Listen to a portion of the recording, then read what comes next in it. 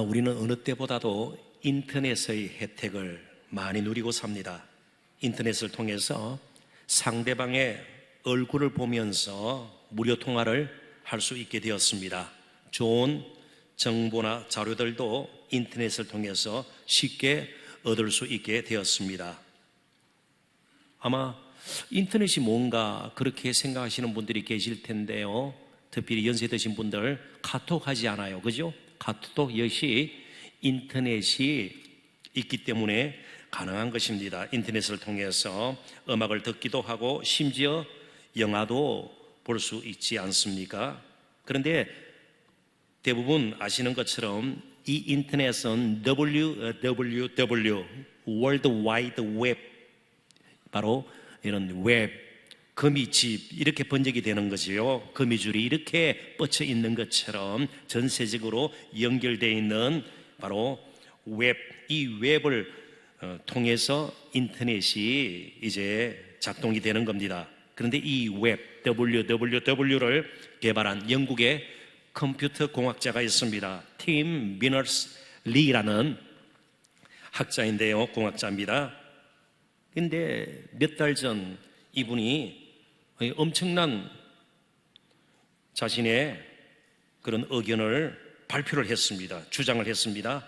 오염된 웹을 이제는 버리자. 근데 실제로 웹을 지금 포기한 상태는 아니죠. 왜냐하면 이분이 웹을 개발할 때는 많은 사람들이 이 웹을 통해서 알 권리를 찾게 되고 함께 유익과 행복을 누리기를 위해서 만든 것인데 이게 점점 병폐를 끼치고 있다는 겁니다. 많은 사람들의 유익을 위해서가 아니고 사적 유익을 위해서 몇몇 대기업의 손에 의해서 독점이 되어지고 또 좋은 정보와 자료들을 제공하려고 그랬는데 지금 웹이 다 그런 것은 아니지만 온갖 종류의 유해한 사람에게 해로운 정보나 가짜 뉴스가 판치는 장이 되어버렸기 때문입니다.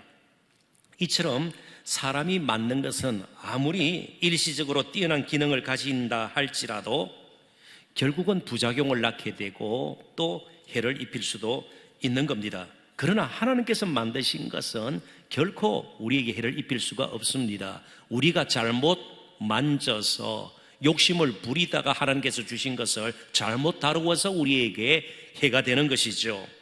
우리의 생명의 근원이신 하나님께 그 어떠한 www도 혹은 스마트폰 앱도 접속시킬 수가 없습니다.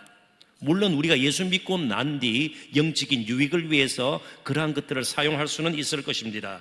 그러나 오직 예수 그리스도만이 우리를 하나님께로 나아가는 길이 된다는 사실을 우리는 다시 한번 확인할 필요가 있습니다. 그리고 그 길을 만들기 위해서 하나님께서는 예수 그리스도 안에서 엄청난 일을 행해 주셨습니다.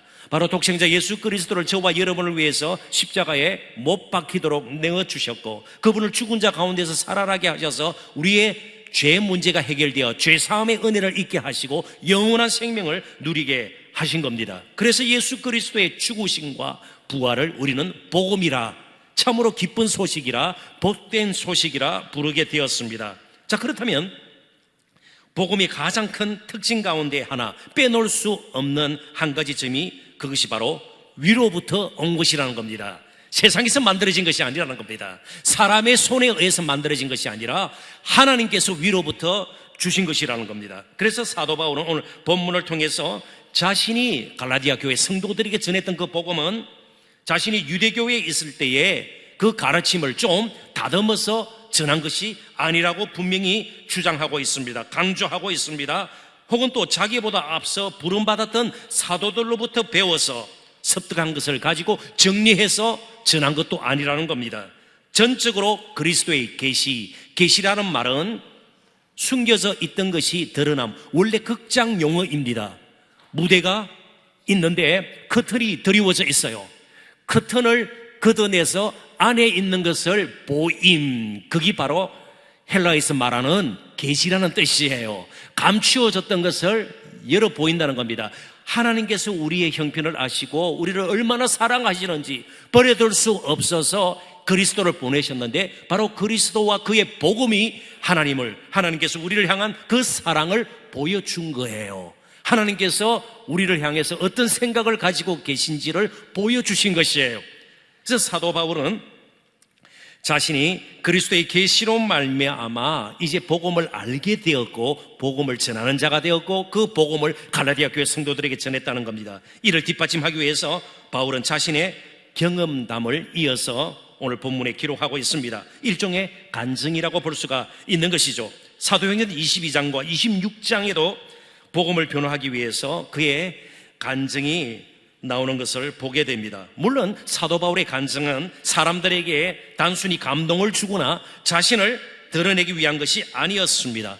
철저하게 복음이 얼마나 우리에게 필요한가를, 갈라디아 교회가 지금 여러 가지 모양으로 갈등을 겪고 있는데 회복되는데 필요한 것인가를 다시 한번 강조하기 위함입니다.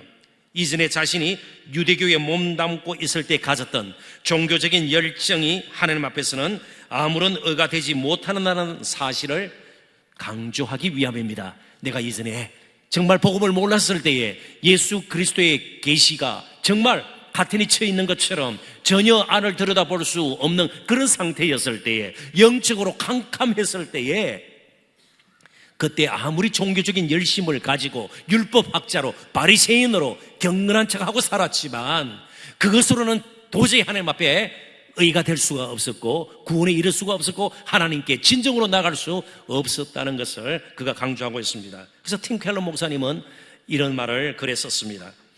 복음의 중요성을 이렇게 피력을 했습니다.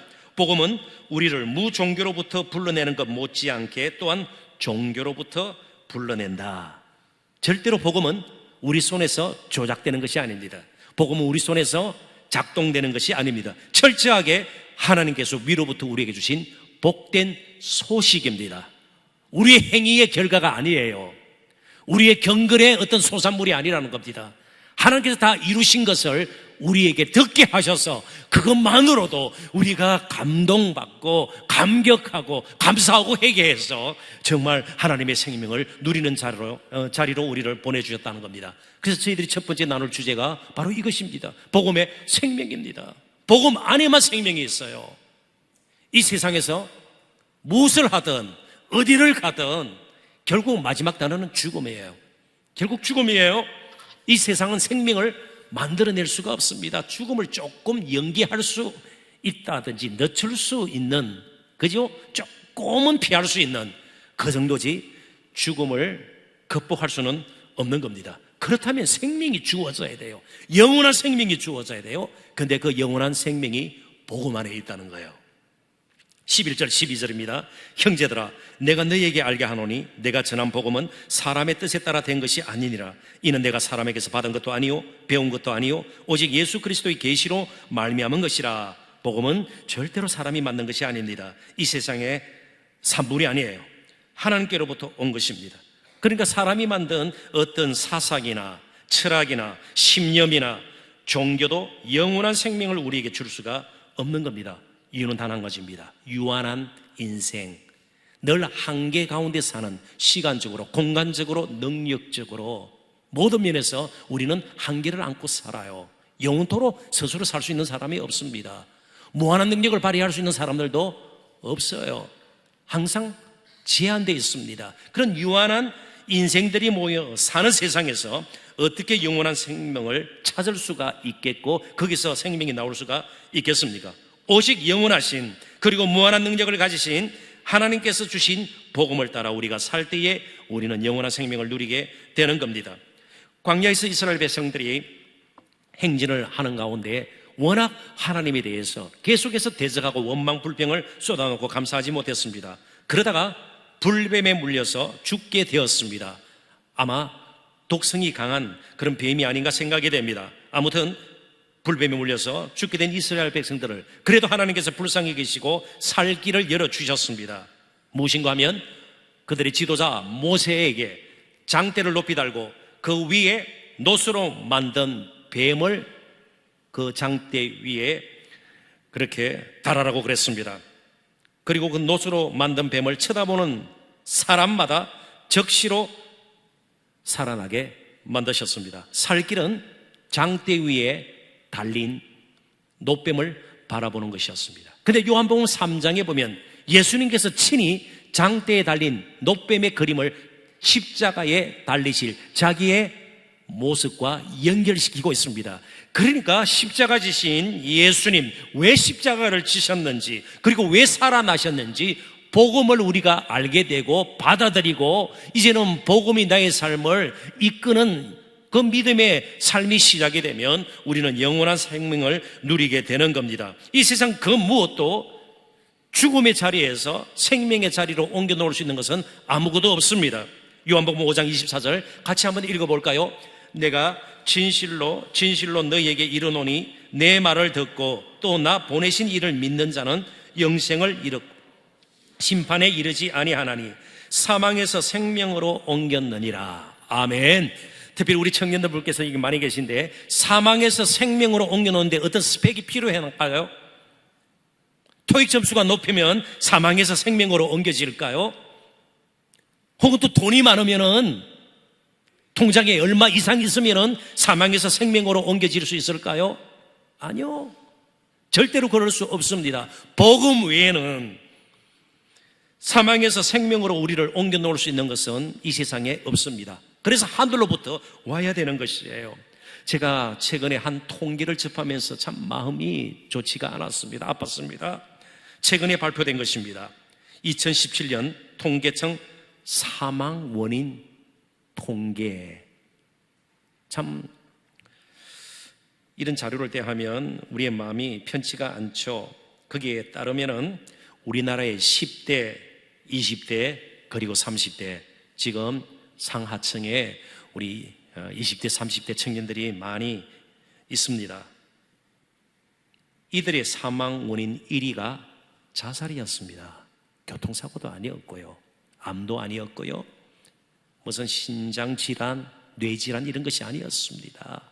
자살이었습니다. 스스로 목숨을 끊는 것이었습니다.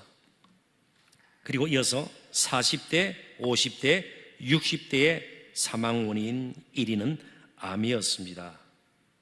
근데 조금은 연결이 돼요. 왜 스스로 젊은 나이에 그렇게 목숨을 끊을까요? 삶의 무게가 자신이 가지고 있는 의지, 그지요? 어떤 생에 대한 그런 마음, 비전, 소망, 꿈, 미래를 향한 가지고 있는 그림들, 이것 가지고는 도저히 버티지를 못하기 때문에 짓눌려서 결국은 그런 안타까운 인생의 결말을 보게 되는 것이죠. 40대, 50대, 60대에 우린 정확하게 암의 근본적인 원인을 몰라요. 그렇지만 스트레스가 암에 빼놓을 수 없는 그런 유발시키는 요인은 될 수가 있을 것이다. 전문가 아니라도 그 정도는 다 알고 있지 않습니까? 옛날에는 화병 같은 걸로 이렇게 생각했는지도 모르겠습니다. 이 모든 것을 우리가 보면은요, 누가 함께 짐을 질 수만 있다면, 함께 지주는 사람이 있다면 스트레스를 받아 계속 그 스트레스가 쌓이고요, 참 버겁게 하루하루를 할 수 없이 처자식 때문에 40대, 50대, 60대 그래도 결혼을 시키고 내가 눈을 감아야지 이런 분들 많잖아요. 그래서 자신의 몸도 돌보지 않고 그렇게 그냥 몸을 함부로 사용하다가 나중에 정말 중병에 시달리는 분들도 많지 않습니까? 그런데 그런 마음에 누군가가 생명을 심어준다면, 평강을 줄 수만 있다면, 스트레스를 이길 수 있는 진정한 마음의 만족과 자존감을, 그리고 생에 대한 어떤 진정한 의지를 넣어줄 수만 있다면 이야기는 달라질 것 아니에요. 그런데 그런 것이 이 세상에는 나오지 않는다는 것이에요. 어디를 가도 나오지 않는다는 거예요. 물론 오늘 우리 젊은이들의 겪는 기도 제목이 달라요. 저는 솔직히 말씀드릴게요. 미국에 있을 때에, 미국에 꽤 오래 있었습니다. 수험생들을 위해서 기도 제목 가지고 교회에서 기도한 적이 없어요. 그는 대학 가는 것이 기도 제목 삼을 정도가 아니에요. 갈 사람 가고 안 갈 사람 안 가고 그래요. 공차는 사람 공차고 말이죠. 노래 부를 친구들은 노래 부르고요. 그런데 빼놓지 않고 한 가지 늘 기도 제목 삼았던 것이 있습니다. 지금은 어떤지 모르겠어요. 우리 청소년들이, 청년들이 마약에 입을 대지 않게 하소서. 상황이 다르잖아요. 우리는 아직 마약 문제는 심각하지 않아요. 그런데 미국은 청소년들, 청년들은 달라요. 왜냐하면 쉽게 학교에서도 그냥 뭐 파티한다고 그러잖아요. 그래서 금요일 저녁이 굉장히 위험한 날이에요. 그래서 대부분의 미국 교회들이 금요일 저녁에 기도회나 성경 공부 모임들이 많이 있어요. 그나마 좀 붙들려고 하는 예성들이죠. 그러니까 미국이 우리나라보다 거의 국민소득이 2배 가까이 많잖아요. 그래도 여전히 문제가 있는 거예요. 입시 지옥은 없지만 다른 문제들이 있는 거예요. 그러니까 세상에서 뭐 나타나서 말이죠, 누가 나타나서 거짓 평안을 선포하고 아니에요. 이 세상의 마지막 단어는 항상 죽음이에요. 죽음을 이기는 것은 영원한 생명밖에 없어요. 그래서 예수 그리스도께서 부활하신 것이에요. 우리를 지배하고 때로 두렵게 만들고요, 인생을 엉망으로 만들어 놓고 모든 관계를 끊어놓는 이 죽음을 이기게 만드는 것이 생명밖에 없는 겁니다. 자, 그렇다면 예수님을 처음 따랐던 제자 공동체를 한번 보십시오. 웅장한 건물을 가지고 있었나요? 갖가지 프로그램을 가지고 있었나요? 그들의 모임은 결코 화려하지 않았고요, 뭔가 세상적으로 볼 때는요 전혀 품격 없는 사람들의 모임 같았습니다. 노예들이었어요. 대부분이 가난한 사람들이었고요, 여인들이었고요, 그리고 소외된 사람이었고 병자들이었습니다. 어찌 보면 너무 볼품없는, 그렇지만 세상에서 얻지 못하는, 로마 제국도 제공하지 못하는 하늘의 생명이 그들에게 임할 때에 그들의 삶은 역동적이었어요. 비록 많은 것을 가지고 있지 않고, 그리고 세상적으로는 드러낼 만한 것이 없었다 할지라도 그래도 그들의 삶 속에서는 뜨거운 사랑의 열정이 있었고요, 서로를 섬겼고 서로를 신뢰했고요, 그리고 조금씩 거룩한 영향을 이웃들에게 점점 미치기 시작했습니다. 오늘 우리 교회에 딴 것보다도 바로 복음으로 말미암는 생명이 계속해서 우리 가운데서 흘러넘쳐야 되는 것이에요. 무슨 교회 재정으로 합니까? 건물로 합니까? 무슨 프로그램으로 해요? 유력한 사람들이 많이 모이면 교회가 힘을 내요? 아니요, 위로부터 나는 복음의 능력이 우리 가운데 있어야 되는 것이에요. 예수 그리스도가 정말 우리 가운데 있어야 되는 거예요. 그럴 때 정말 복음의 그 생명이 우리를 역동적으로 만들 것이고요, 정말 믿음으로 살 수 있도록 계속해서 우리에게 소망과 비전을 흐리지 않도록 우리를 이끌어 주실 것입니다. 그리고 우리는 복음의 능력을 믿어야 돼요. 두 번째 나눌 주제가 복음의 변화입니다. 사람을 근본적으로 변화시킬 수 있는 것은 복음밖에 없습니다. 분명히 이 사실을 믿으셔야 합니다. 13절 14절 제가 또 읽어봅니다. 내가 이전에 유대교회에 있을 때에 헬러 원문에는 가라라는 단어가 처음으로 시작이 됩니다. 그러니까 붙이면 이렇습니다. 왜냐하면 내가 이전에 유대교회에 있을 때 행한 일을 너희가 들었거니와 하나님의 교회를 심히 박해하여 멸하고 내가 내 동족 중 여러 영갑자, 비슷한 연령의 사람들, 동년배, 그렇게 이해하면 됩니다. 그 영갑자보다 유대교를 지나치게 믿어 내 조상의 전통에 대하여 더욱 열심히 있었으나, 그러니까 자신의 모습을 보면, 이전의 모습을 보면 복음이라는 것이 도대체 자신에게서 나올 수는 없는 거라는 겁니다. 오히려 교회를 핍박하고 예수 믿는 사람들을 얼마나 어려움에 몰아넣었던 그런 사람입니까? 그러니까 자기가 아니라는 겁니다. 원래 복음의 대적자였던 사도 바울이 복음의 증거자가 된 것은 바로 복음의 능력 때문이라는 겁니다. 바울이 복음을 만든 것이 아니라 복음이 바울을 어떤 면에서 새롭게 만든 것이에요. 그러니까 복음이 사람을 변화시키지 어떤 사람도 복음의 본질을 변화시켜서는 안 된다는 거예요. 어떤 사람도 복음을 변화시켜서는 안 된다는 겁니다. 처음부터 끝까지 복음이 계속 복음다워야 된다는 것이죠. 복음은 극적인 변화를 바울의 삶 속에서 일으켰습니다. 18절에 보면 그 후 3년 만에 사도 바울이 3년 후에 어떤 일을 했는가를 이제 그가 설명하고 있습니다. 또 2장 1절에 보면 14년 후에 이런 표현도 나와요. 3년 후에, 14년 후에 무엇을 기준으로 어떤 시점부터일까요? 이게 우리 인생을 살아가는데 굉장히 중요합니다. 예수 그리스도를 만난 순간부터 3년 후에, 14년 후에 새로운 인생이 시작되는 거예요. 예수 그리스도를 만나야 새로운 인생이 시작이 되는 겁니다. 우리 모두에게는 어떤 생애 전환점이 있어요. 모멘텀이 있어요. 터닝 포인트가 있어요. 그렇습니다. 결혼을 한다든지 뭐 대학에 입학을 한다든지 드디어 새로운 집을 장만해서 나의 정말 소유가 된 집이 있다든지 뭐 여러 가지 그죠? 뭐 학위를 취득했다든지 각가지 뭐 좋은 기업에 취업을 했다든지 생애 순간에 중요한 점들이 있습니다. 그러나 예수님을 만나는 것보다 더 우리 인생이 새롭게 시작되는 것은 없다는 것을 우리는 꼭 기억해야 합니다. 우리 외모에 대해서 관심이 있죠. 이번 추석 때 제 처남이 손위처남입니다. 손위처남이 뭘 반창고 같은 것을 이렇게 떼고 뭐 제가 볼 때는 똑같은데 말이죠. 점을 뺐다고 그래요.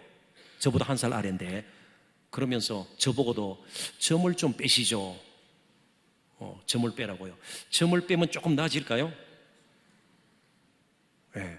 점을 빼는 거 제가 나쁘다는 거 뭐 아주 흉악한 그런 그런 뜻이 아니에요. 혹은 또 이게 눈썹 문신하는 경우도 있죠. 저는 또 아직 그것도 못 해봤어요. 뭐 좀 이렇게 예쁘게 하려고 턱을 깎기도 하고 그렇죠. 뭐 심지어 뱃살을 그죠 좀 없애기 위해서 지방을 뽑아내기도 하고 뭐 그런 여러 가지 할 수 있어요. 그런데 마음에 가지고 있는 어떤 썸뿌리, 어떤 사람에 대한 정오심이라든지 용서하지 못할 정도로 깊은 상처를 남겨가지고 그것이 늘 나에게 가시 같은 혹은 또 때로는 사람들이 모르는 열등감, 누구와 비교해서 자신에 대한 자존감이라 그러죠. 자신에 대한 그런 정체성이 늘 흔들거리는 그런 것들 어떻게 변화될 수 있어요? 누가 만져줘요? 어느 성형외과 전문의가요? 어느 정형외과 전문의가 그걸 만져줄 수 있을까요? 복음 외에는 우리를 근본적으로 변화시켜 줄 수 있는 것이 없습니다. 우리 2부 예배 때는 중고등부 청소년들이 같이 예배를 드리잖아요. 이제 중고등부 애들에게 뭐 복음까지는 아니더라도 그들이 원하는 대로 조금씩 이제 뭔가 교육 환경이 달라지는 것 같습니다. 조만간 서울시 내에 있는 중고등학교 학생들은 자유롭게 머리를 기를 수 있게 됩니다. 그리고 파마와 염색도 할 수 있게 돼요. 그럼 앞으로 이제 굉장히 멋있을 것 같아요. 근데 제가 학교를 다닐 때 한 번은 데모를 했습니다. 전교생이 고등학교 때. 그래서 머리 기르자 이런가 조금 그때 말로 쪽팔리는 것 같아서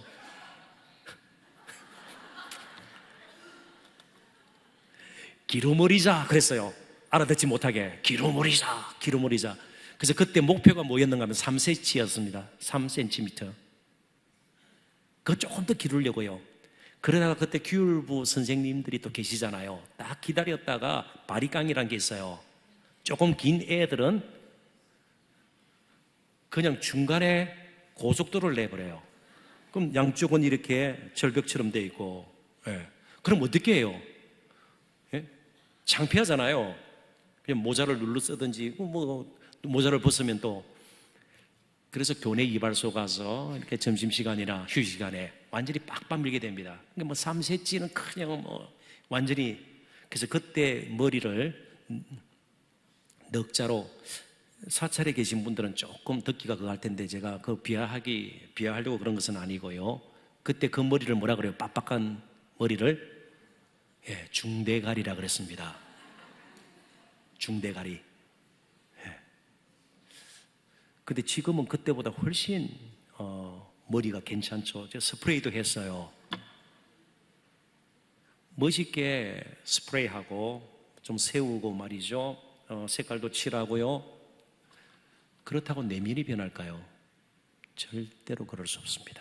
우리를 지으신 하나님께 주신 복음만이 우리의 내면도 변화시킬 수 있는 겁니다.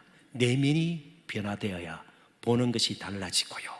가치 판단을 제대로 할 수 있게 되고, 그리고 생활 방식이 하나하나씩 자리를 이제 찾아가게 되는 겁니다. 세상을 보는 눈, 인생을 보는 눈, 이런 것들이 달라지기 시작합니다.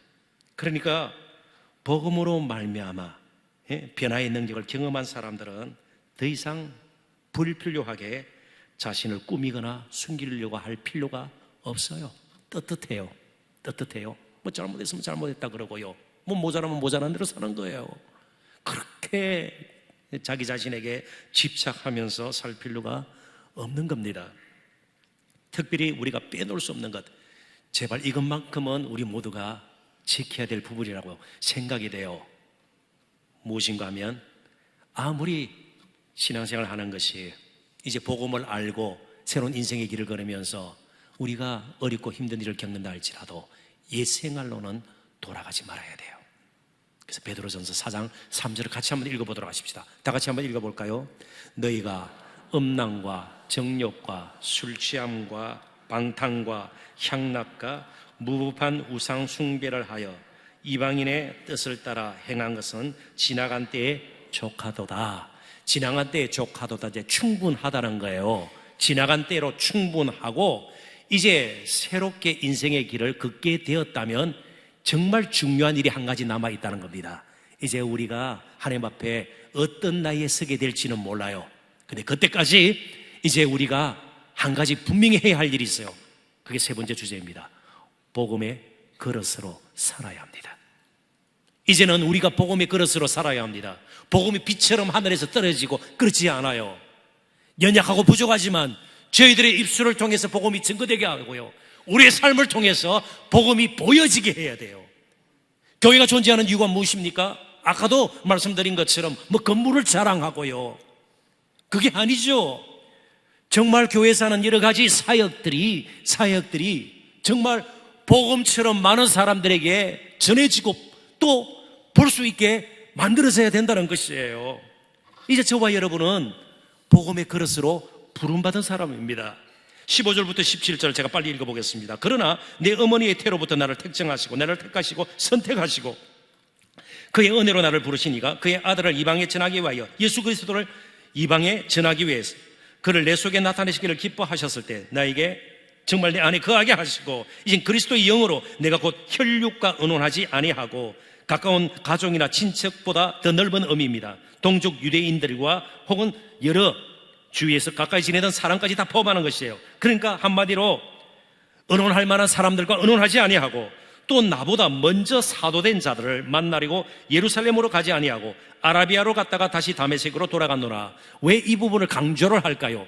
그러니까 사도 바울에게는 사람들의 인정을 받고 이제부터는 너가 사도가 된다, 뭐 위임장을 받는다든지 임명장을 받고 이것이 아니라 자신을 돌아보아서 하나님께서 나를 부르셨으니 내가 이제는 복음의 그릇으로 잘 다듬어져서 준비해서 하나님께 드려야 할 텐데 여기도 관심이 있는 것입니다. 우리 모두는 조금씩은 용도가 나는 그런 복음의 그릇으로 부름받았습니다. 그렇지만 늘 담겨 있어야 될 것은 복음이에요.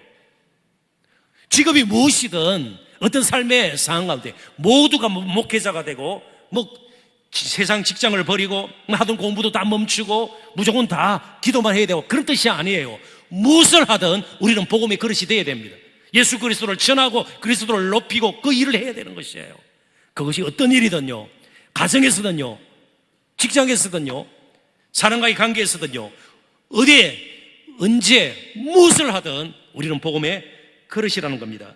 그럴 때 조금 덜 가지게 되고요, 조금 더 다른 것에 덜 관심을 기울이게 되고요, 오히려 우리의 시간이나 물질이나 나의 힘을 어디에 쏟아부을 것인가를 우리가 제대로 정하게 되고 그리고 실제로 그렇게 살아가게 되는 것입니다.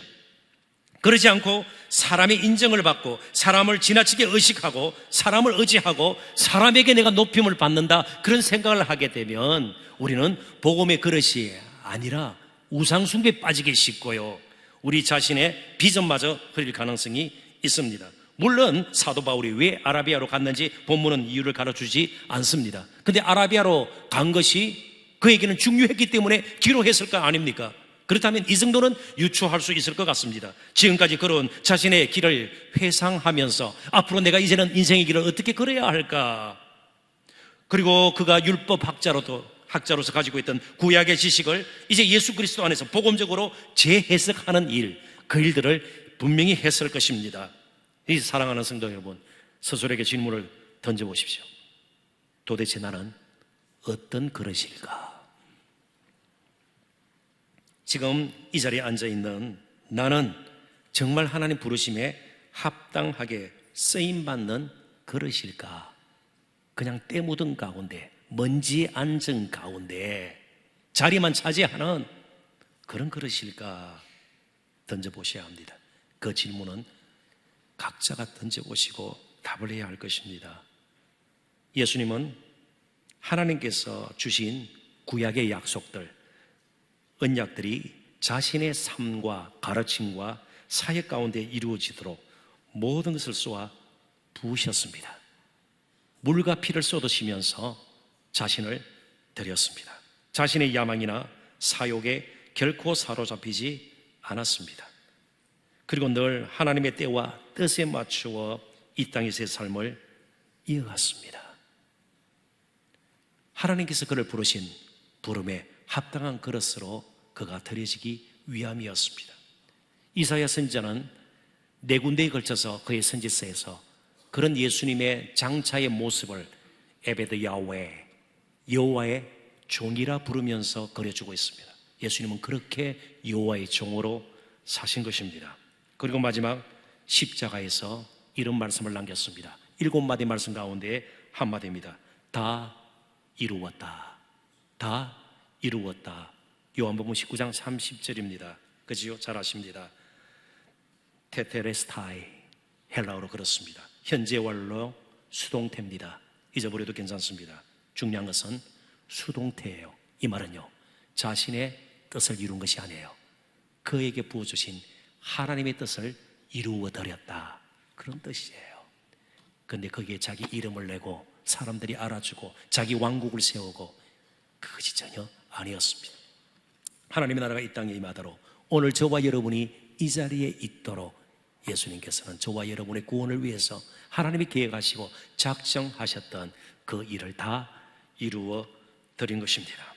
사랑하는 성도 여러분, 이제 우리에게 항상 시간이 있는 것이 아닙니다. 우리를 소진시키는 사소한 일에 계속 시간을 보내고 우리가 힘을 쏟고 거기에 매여 있어서는 안 될 것입니다. 복음의 그릇으로 남은 때를 우리는 살아야 할 것입니다. 주신 삶의 표태를 향해서 이제는 달려가야 할 것입니다. 청년 여러분, 힘을 내십시오. 복음의 그릇으로 내가 쓰임받기를 원하고 그렇게 살기를 작정합니다. 그럴 때 하나님께서는 필요한 것을 분명히 공급하시고요, 우리가 꿈꾸는 것보다 더 큰 꿈으로 우리의 미래를 책임져 주실 것입니다. 세상을 떠나신 분입니다. 아주 미국에서는 유명한 희극 배우입니다. 프레드 알렌의 말을 한번 우리의 삶과 비교하면서 또 설교를 맺고 우리 자신을 돌아보는 시간이 되었으면 좋겠습니다. 같이 한번 읽어볼까요? 우리는 한 번밖에 살지 못합니다. 하지만 일찍 돌아가시라, 그런 뜻은 아니에요. 한 번밖에 어차피 살지 못하지만 제대로 산다면 그 한 번도 멋진 인생이 되어질 수 있다. 꼭 복음에 합당한 삶, 그리고 복음의 그릇으로 남은 평생을 멋지게 살아내시는 저와 여러분 되시기를 주님의 이름으로 축원합니다.